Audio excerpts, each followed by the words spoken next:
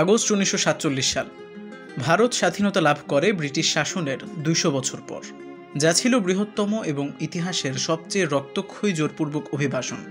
আনুমানিক 1 মিলিয়ন মানুষ তাদের জীবন হারিয়েছে। 1500 দশকে ইউরোপীয় শক্তি ভারতকে উপনিবেশ হিসেবে স্থাপন করেছিল, উপকূলীয় বাণিজ্য বসতি সহ। 1800 শতকের মাঝামাঝি ইংরেজ ইস্ট ইন্ডিয়া কোম্পানি প্রাথমিক ঔপনিবেশিক শক্তি হিসেবে আবির্ভূত হয় ভারতে। ব্রিটিশরা সরাসরি কিছু প্রদেশ শাসন করেছিল এবং পরোক্ষভাবে দেশীয় রাজ্য শাসন করেছে।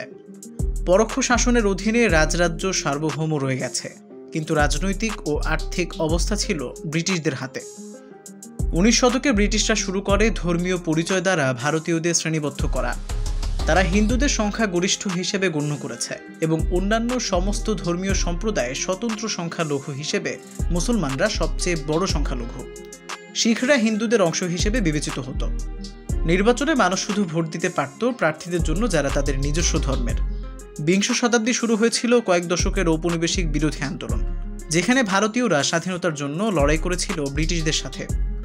দ্বিতীয় বিশ্বযুদ্ধের পর বিশাল আর্থিক চাপের মধ্যে যুদ্ধ থেকে ব্রিটেন শেষ পর্যন্ত নড়ে চড়ে বসে।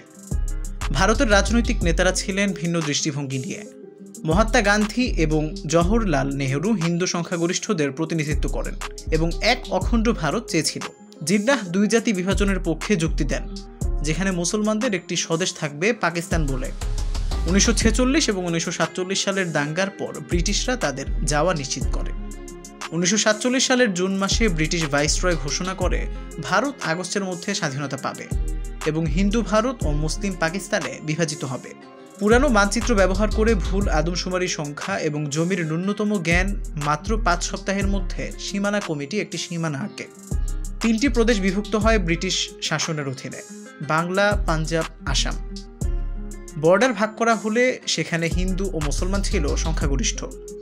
তাই হিন্দু সংখ্যাগরিষ্ঠ এলাকা হলে এটি ভারতের অন্তর্ভুক্ত হবে, আর যদি কোনো হিন্দু সংখ্যাগরিষ্ঠ এলাকা সীমান্তে মুসলিম সংখ্যাগরিষ্ঠ এলাকা হয় তাহলে এটা পাকিস্তানের অংশ হয়ে যেতে পারে।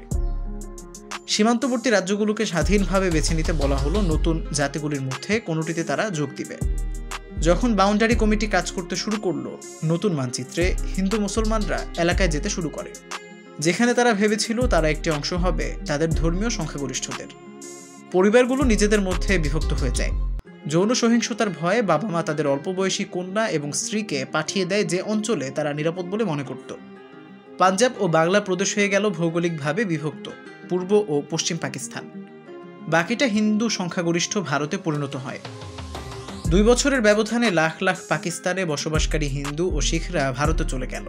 মুসলমানরা ভারত ছেড়ে যাচ্ছিল, যেখানে তারা পরিবার সহ বসবাস করতে শতাব্দী ধরে। লাহোর, দিল্লি, কলকাতা শহর, ঢাকা, করাচি এর পুরনো বাসিন্দাদের খালি করা হয় এবং শরণার্থীদের সেখানে পাঠানো হয়। ক্ষমতার শূন্যতায় ব্রিটিশ বাহিনী পেছনে ফেলে আসে। মৌলবাদী মিলিশিয়া এবং স্থানীয় অভিবাসীদের গণহত্যা। বেশিরভাগ সহিংসতা হয়েছে পাঞ্জাবে এবং মহিলারা এর ধাক্কা খায়, ধর্ষণ এবং অঙ্গচ্ছেদ সহ্য করে। প্রায় 1 লক্ষ নারীকে অপহরণ করা হয়েছিল এবং তাদের অপহরণকারীদের বিয়ে করতে বাধ্য করা হয়। দেশভাগের ফলে সৃষ্ট সমস্যা অনেক দূর এগিয়ে যায় এবং সীমানা বিতর্কিত হতে থাকে।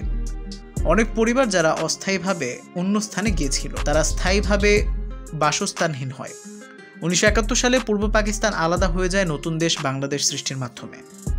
এদিকে কাশ্মীরের হিন্দু শাসক ভারতে যোগদানের সিদ্ধান্ত নেয়, যে সিদ্ধান্তটি চূড়ান্ত করা হবে একটি সংখ্যাগরিষ্ঠ মুসলিম জনসংখ্যার পাবলিক গণভোটের মাধ্যমে। সেই গণভোট এখনও হয়নি এবং ভারত ও পাকিস্তান যুদ্ধ করেছে 1947 সাল থেকে কাশ্মীরের ওপর। 70 বছর পরেও যা এখনও সমাধান হয়নি।